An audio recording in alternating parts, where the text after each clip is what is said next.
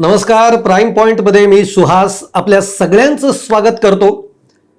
आज इंडिया आघाडीची अत्यंत महत्त्वपूर्ण बैठक ही दिल्लीमध्ये कॉन्स्टिट्यूशनल क्लबमध्ये पार पडलेली आहे. या बैठकीकडे सगळ्यांचं लक्ष लागलेलं होतं, कारण आत्ता नुकत्याच ज्या निवडणुका झाल्या त्याच्यामध्ये पश्चिम बंगालची जी काही निकाल लागलेले आहेत, तमिळनाडूचे जे काही निकाल लागलेले आहेत, यानंतर पहिल्यांदाच विरोधक पुन्हा एकत्र येत आहेत. त्यामुळे या बैठकीकडे सगळ्यांचं लक्ष लागलेलं असताना चर्चा अनेक गोष्टींची होती की आज या बैठकीमध्ये ममता बॅनर्जींचा सूर काय असेल.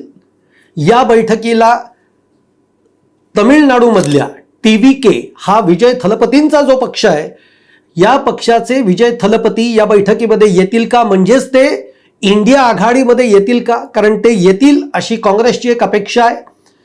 कारण आपल्याला सगळ्या आपण त्याच्याविषयी बोलूच, पण ते येतील का याची एक उत्सुकता होती. आणि त्याचबरोबर ज्या स्टॅलिन यांची साथ काँग्रेसनं सोडली, ते स्टॅलिन इंडिया आघाडीच्या बैठकीला उपस्थित राहतील का, हा मुद्दा होता. मग ते राहिलेत का हेही आपण बघणार आहोत.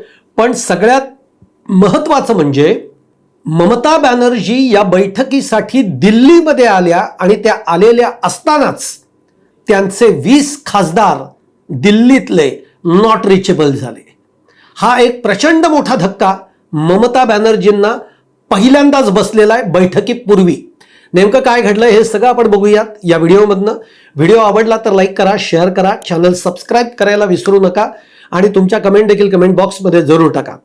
मित्रहो, मी जसं म्हटलं तसं इंडिया आघाडीची जी बैठक होती, एक तर बऱ्याच महिन्यांनंतर ही बैठक होणार होती, त्यामुळे ती बैठक अखेर पार पडली. या बैठकीमध्ये सगळ्यात महत्त्वाचं होतं ते म्हणजे पश्चिम बंगालमध्ये तृणमूल काँग्रेसची जी काही पडझड झालेली आहे, त्यानंतर या होणाऱ्या बैठकीला ममता बॅनर्जी या उपस्थित राहणार होत्या. मी असं का म्हणतोय तर जेव्हा तृणमूल काँग्रेस हा पश्चिम बंगालमध्ये अत्यंत स्ट्रॉंग होता, त्यांची सत्ता होती, तेव्हा लोकसभेच्या काळामध्ये तुम्हाला आठवत असेल, मागच्या लोकसभेच्या काळामध्ये निवडणुकीच्या त्याच्या आधी जेव्हा इंडिया आघाडीची बैठक झाली, तेव्हा या बैठकीला तृणमूल काँग्रेसच्या ममता बॅनर्जी यांनी या एकूणच इंडिया आघाडीतल्या सगळ्या प्रक्रियांबाबत नाराजी व्यक्त केली होती. मुळामध्ये राहुल गांधी यांचं नेतृत्व याच्यावर त्यांनी नाराजी व्यक्त केली होती. त्यानंतर इंडिया आघाडीमध्ये काँग्रेसला ज्या पद्धतीचं महत्त्व दिलं जातं, जे तृणमूल काँग्रेसच्या ममता बॅनर्जींना पसंत पडलेलं नव्हतं, त्यावरही त्यांनी भाष्य केलेलं होतं. त्यामुळे आता ममता बॅनर्जींचा सूर काय असेल, कारण पश्चिम बंगालमधनं त्यांची सत्ता गेली आहे, त्यांची पिछेहाट झाली आहे. आणि त्याचबरोबर पश्चिम बंगालमध्ये आज अशी परिस्थिती आहे की जो तृणमूल काँग्रेस स्ट्रॉंग पक्ष होता तो फुटीच्या मार्गावर आहे. त्यामुळे ममता बॅनर्जी या बैठकीला उपस्थित राहून काही बोलतायत का याकडेही सगळ्यांचं लक्ष होतं. आणि त्याचप्रमाणे विजय थलपती TVKचे हे येत आहेत का, ते आले नाहीत अर्थात, पण ते पुढच्या काळामध्ये इंडिया आघाडीमध्ये सामील होत आहेत का, ही एक उत्सुकता सगळ्यांनाच आहे. कारण TVK बरोबर सध्या काँग्रेस सुद्धा तमिळनाडूमध्ये त्यांचा जोडीदार म्हणून, सहपक्ष म्हणून बरोबर आहे सत्तेमध्ये. त्यामुळे काँग्रेसला ही आशा आहे की विजय थलपती हे देखील इंडिया आघाडीमध्ये येतील. अर्थात अपेक्षेप्रमाणे स्टॅलिन काही आले नाहीत DMK पक्षाचे, कारण जसं विजय थलपती यांचा पक्ष हा एक नंबरचा पक्ष झाला तमिळनाडूतला आणि त्यांना अवघ्या काही जागा कमी पडत होत्या, तेव्हा काँग्रेसनं DMKला न विचारता, न स्टॅलिन यांच्याशी चर्चा करता TVK बरोबर आपण त्यांना पाठिंबा देतोय, आपण त्यांच्यामध्ये सहभागी होऊ शकतो, ही घोषणा करून ते मोकळे झाले, की ज्यामुळे स्टॅलिन खूप दुखावले गेले, ते नाराजही झाले. त्यामुळे आता स्टॅलिन इंडिया आघाडीबरोबर राहतील का न राहतील हा एक प्रश्नच आहे. त्यामुळे ते नव्हतेच. आणि उद्धव ठाकरेंच्या बाबतीमध्ये आपल्याला माहिती आहे, संजय राऊतांनी या बाबतीमध्ये पोस्ट सुद्धा केलेली आहे की आम्ही आत्तापर्यंत इंडिया आघाडीच्या प्रत्येक बैठकींना आत्तापर्यंत आमची हजेरी लागलेली आहे, प्रत्येक ॲक्टिव्हिटीमध्ये उद्धव ठाकरेंची शिवसेना ही सहभागी राहिलेली आहे. आज मात्र या बैठकीला प्रत्यक्ष उद्धव ठाकरे दिल्लीला जाऊ शकत नाहीत. अर्थात त्याचं कारण हे तब्येतीचं देण्यात आलं. तब्येतीचं म्हणजे की आपल्याला माहिती आहे की उद्धव ठाकरेंची तब्येत ही इतकी चांगली नाही आहे आणि त्यातून दिल्लीतलं जे काही वातावरण आहे, दिल्लीतली जी गरमी आहे, त्यासाठी म्हणून उद्धव ठाकरे दिल्लीला जाणार नाही आहेत, पण ते व्हर्च्युअली म्हणजे ऑनलाईन ते या बैठकीमध्ये सहभागी होतील असं संजय राऊतांनी सांगितलं. आणि नंतर त्यांनी हेही सांगितलंय की सगळ्या विरोधकांची एकजूट ही जशीच्या तशी आहे. म्हणजे जे 23 पक्ष आज या इंडिया आघाडीमध्ये आहेत, हे सगळे 23 पक्ष या बैठकीला हजर राहणार आहेत असं संजय राऊतांनी देखील सांगितलं. अर्थात ही बैठक सुरू होणार. या बैठकीमध्ये नेमके फार महत्वाचे 5 मुद्दे आहेत, ते मी तुम्हाला सांगेनच. पण त्यापूर्वी ममता बॅनर्जींना प्रचंड मोठा धक्का बसलेला आहे. तो यासाठी की या बैठकीला ममता बॅनर्जी दिल्लीमध्ये आल्या आणि त्या आल्याच्या क्षणीच त्यांचे दिल्लीतले जे काही खासदार आहेत, 20 खासदार, हे नॉट रिचेबल झाले. बरं, ते नॉट रिचेबल झाले, त्यांचा संपर्क होत नाहीये, पण अशी माहिती मिळतीये की या 20 खासदारांनी एक बैठक सुद्धा गुप्त घेतलेली आहे आणि त्याच्यामध्ये ही चर्चा देखील झालेली आहे की आपण आपला एक म्हणजे तृणमूल काँग्रेसमधनं बाहेर पडायचं, आपला एक वेगळा गट तयार करायचा. तो गट सुद्धा अभिषेक बॅनर्जी यांच्या अध्यक्षतेखाली तो गट तयार करायचा, अशा पद्धतीची एक चर्चा या खासदारांमध्ये झालेली आहे. हे खासदार तर नॉट रिचेबल आहेत, पण आणखीन एक त्यांचे जे खासदार आहेत, सुखेंदू शेखर राय यांनी तर आजच तृणमूल काँग्रेसचा राजीनामा, आपल्या खासदारकीचा राजीनामा देऊन टाकलाय, आपल्या पदांचा राजीनामा देऊन टाकलेला आहे. आणि त्यांनी म्हणजे आता हे जे सुखेंदू शेखर राय जे आहेत, हे गेल्या माझ्या मते 3 टर्म ते राज्यसभेवर खासदार राहिलेले आहेत आणि अत्यंत एक ज्येष्ठ पक्षाचे एक ज्येष्ठ वरिष्ठ नेत्यांमध्ये त्यांचा मान होता. आणि त्या सुखेंदू शेखर राय यांनी आज आपल्या खासदारकीचा राजीनामा दिलाय. या सगळ्या घडामोडी या ममता दीदींना अत्यंत धक्का देणाऱ्या आहेत. त्यामुळे तुम्ही आज या बैठकीमधले ममता दीदींचे चेहरा, त्यांची बॉडी लँग्वेज जर बघितली तर त्यांना हा जबर धक्का बसलेला आहे. कारण खासदार इकडे फुटत आहेत, खासदार नॉट रिचेबल होत आहेत, तिकडे देखील तृणमूलचे जे आमदार आहेत त्या आमदारांनी सुद्धा एक प्रकारचा बंड केलेला आहे. तो बंड म्हणजे त्यातले बहुतांश निम्म्याच्या वर आमदार हे फुटीच्या उंबरठ्यावर आहेत. म्हणजे जो सगळा प्रकार महाराष्ट्रामध्ये आपण बघितलेला आहे की जी एकसंध शिवसेना होती, त्या शिवसेनेमध्ये एकनाथ शिंदे यांनी बंड केला, त्यांच्याबरोबर 40 आमदार गेले आणि एक वेगळा गट त्यांनी तयार केला, ज्या गटाला मग निवडणूक आयोगाकडनं शिवसेना हे नाव देण्यात आलं, धनुष्य हे चिन्ह देण्यात आलं. आज ती सगळी लढाई चालू आहे. पण तोच सगळा प्रकार जो आहे तो सध्या पश्चिम बंगालमध्ये घडतोय.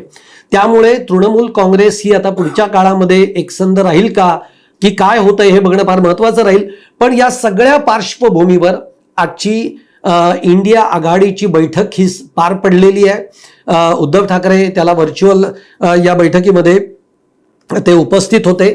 आता याच्यामध्ये राहुल गांधी होते, मग बाकी जे काही काँग्रेसचे वरिष्ठ सगळे आहेत ते देखील या बैठकीला होते. याच्यामध्ये अखिलेश यादव वगैरे जे काही सगळे इंडिया आघाडीतले जे काही घटक पक्ष आहेत ते सगळे या बैठकीला उपस्थित होते. स्टॅलिन नव्हते, जसं मी सांगितलं तसं. या बैठकीमध्ये 5 महत्वाच्या गोष्टी चर्चेला गेलेल्या आहेत. एक म्हणजे पहिली गोष्ट की चीफ जस्टिस जे आहेत त्यांना SIRच्या बाबतीमध्ये, म्हणजे आपल्याला माहिती आहे की ज्या ज्या ठिकाणी सगळ्या निवडणुका झाल्या त्याच्या आधी SIRची एक छाननी झालेली आहे. म्हणजे हे मतदार जे आहेत हे मतदार खरे योग्य आहेत, अयोग्य आहेत, दुबार आहेत, काय आहेत, त्या पद्धतीची एक तिथं जी मोजणी झालेली आहे. या SIR मध्ये अनेक गोंधळ आहेत आणि त्याबाबत आपण चीफ जस्टिस जे आहेत त्यांना आपण लेटर लिहायचं आणि त्याच्यामध्ये आपण हे मागणी करायची की एकूण निवडणूक प्रक्रियेमध्ये अनेक गोंधळ आहेत, SIR मध्ये गोंधळ आहेत, त्याचबरोबर वोट चोरीचे सगळे प्रकार या निमित्ताने घडलेले आहेत SIRच्या माध्यमातून आणि एकूण निवडणूक प्रक्रिया जी आहे ती पारदर्शक नाही. हे मुद्दे आपण पत्राद्वारे चीफ जस्टिस यांना कळवायचे. यावर एकमत झालं आणि त्या बाबतीतला एक ठराव हा मंजूर करण्यात आलेला आहे. दुसरं म्हणजे आता तुम्हाला माहिती आहे देशभरामध्ये जे वातावरण आहे, नीट परीक्षेचा पेपर फुटला, आज लाखो मुलांचं नुकसान झालं. याला जबाबदार कोण? आणि निश्चित याला जबाबदार आहेत केंद्रीय शिक्षण मंत्री. त्यामुळे केंद्रीय शिक्षण मंत्र्यांनी राजीनामा द्यावा याही मुद्द्यावर आज चर्चा झालेली आहे. त्याच्या बाबतीतला ठराव झाला की नीट परीक्षेमध्ये झालेले पेपरफुटीचा प्रकार, CBSE सारख्या परीक्षांमध्ये उडालेले गोंधळ, म्हणजे पेपर तपासणीच्या बाबतीमध्ये ज्या एजन्सीकडे ते सगळं दिलेलं आहे त्या एजन्सीनी कशा पद्धतीने निकृष्ट पद्धतीने काम केलेलं आहे या बाबतीमध्ये देखील आपण केंद्रीय शिक्षण मंत्र्यांचा राजीनामा मागायचा हा दुसरा ठराव त्याच्यामध्ये करण्यात आला.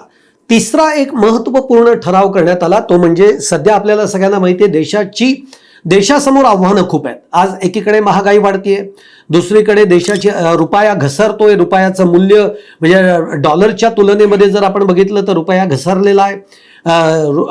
डॉलरच्या तुलनेत रुपयाचं मूल्य पार 95 का 96 पर्यंत गेलेलं आहे. तर त्यामुळे केंद्र सरकारने, मोदी सरकारने या देशातल्या सगळ्या पक्षांना एकत्र बोलून तातडीची एक बैठक घ्यावी, एक तातडीची बैठक बोलवावी आणि त्या बैठकीमध्ये आज आपल्या देशाची नक्की आर्थिक स्थिती काय आहे हे समोर आणावं. दुसरं, जे महागाईनं आज देश होरपळतो आहे, ह्या महागाई वाढीची कारणं काय आहेत, मग आपल्याकडे त्या पद्धतीने पुरेशी यंत्रणा नाहीये का, आपण त्याचं पुरेसं नियोजन केलेलं नाहीये का. आज गॅसचा तुटवडा आहे देशभर आपण बघतोय, पेट्रोल डिझेलचा तुटवडा आहे आणि ह्या सगळ्याबरोबर बेरोजगारी जी आहे ही बेरोजगारीमध्ये प्रचंड प्रमाणामध्ये वाढ झालेली आहे. म्हणजे एकीकडं मोदी सरकारने सत्तेमध्ये येताना आम्ही इतके रोजगार निर्माण करू, आम्ही इतक्या तरुणांना रोजगाराची संधी देऊ, अशी जी एक सगळी कल्पना मांडलेली होती त्याप्रमाणे काहीही झालेलं नाही असं चित्र आज आपल्या समोर आहे. त्यामुळे देशातला बेरोजगारी ही वाढती आहे. तर या सगळ्या मुद्द्यावर केंद्र सरकारने, मोदी सरकारने तातडीची बैठक बोलवावी, सगळ्या पक्षांच्या समोर आज प्रत्यक्ष चित्र काय आहे हे समोर मांडावं अशी मागणी करणार असल्याचं देखील या बैठकीमध्ये तिसरा ठराव झालेला आहे. चौथी गोष्ट म्हणजे की यापूर्वी इंडिया आघाडीच्या बैठका या सातत्याने झालेल्या नाहीत, त्याच्यामध्ये खंड पडलेला आहे. जशी गरज भासेल तसं मग बैठका झालेल्या आहेत आणि मग विरोधक सगळे एकत्र आहेत का याची चाचपणी केली गेलेली आहे. परंतु आता याच्या पुढच्या काळामध्ये इंडिया आघाडीची सातत्याने दर 2 महिन्यांनी बैठक होईल. मग पुढची बैठक कुठे होणार, कधी होणार हे देखील ठरलं. पुढची बैठक ही 8 ऑगस्टला हैदराबादमध्ये होणार पुढच्या 2 महिन्यांनी. तर त्यामुळे त्या बाबतीतही की आता प्रत्येक 2 महिन्यांनी इंडिया आघाडीची बैठक होणार, हे या बैठकीमध्ये हा ठराव मंजूर करण्यात आलेला आहे. आता त्या पद्धतीनं मग पुढच्या बैठकांचं सगळं नियोजन होईल. आता आपल्याला माहिती आहे की पावसाळी अधिवेशन येते, केंद्र सरकारचं देखील पावसाळी अधिवेशन आता सुरू होईल. या पावसाळी अधिवेशनामध्ये जर का सरकारला आपल्याला विविध मुद्द्यांवर घेरायचं असेल तर त्याची एक रणनीती तयार करावी लागेल. मग त्याची रणनीती तयार करण्यासाठी सतत आपल्याला संपर्कामध्ये राहावं लागेल. मग त्यासाठी जे काही कोऑर्डिनेशन लागेल ते कोऑर्डिनेशन टीम आपण एक तयार करायची. ही टीम प्रत्येक पक्षाची दररोज एक बैठक होईल. त्या बैठकीमध्ये काय मुद्दे आहेत ते मुद्दे कोऑर्डिनेशन टीमला कळवले जातील आणि मग ते इंडिया आघाडीच्या समोर मांडले जातील आणि मग ते प्रत्येकाला कळवले जातील. अशा पद्धतीची एक रणनीती, एक नियोजन की सरकारला घेण्याच्या वेळेला आपली पूर्ण तयारी पाहिजे. कारण आपल्याला माहिती आहे दरवेळेला अधिवेशनामध्ये आता विरोधक सरकारला घेणार याची चर्चा होते, पण विरोधक हे गळपाटलेले आपल्याला दिसतात किंवा गर्भगळीत झालेले दिसतात किंवा तो तेवढा आवाज जो आहे, जो आवाज पाहिजे विरोधकांचा, तो आवाज क्षीण झालेला आपल्याला बघायला मिळतो. पण याच्या पुढच्या काळामध्ये आपल्या विरोधाची धार जी आहे ही आपल्याला अधिक तेज करायची आहे. तर त्या दृष्टीतनं आपल्याला नियोजन करावं लागेल, रणनीती आखावी लागेल. या मुद्द्यावर त्यांचं एकमत झालेलं आहे. तर या 5 मुद्द्यांवर आज सगळ्यात महत्त्वाचं म्हणजे या बैठकीमध्ये ठराव मांडण्यात आलेले आहेत आणि त्या दृष्टीनं ही बैठक आजची संपन्न झालेली आहे. पण जसं मी तुम्हाला म्हटलं की या बैठकीच्या आधी ममता बॅनर्जी यांना खूप मोठा धक्का बसलाय. आज तृणमूल काँग्रेस पूर्णतः फुटीच्या उंबरठ्यावर आहे.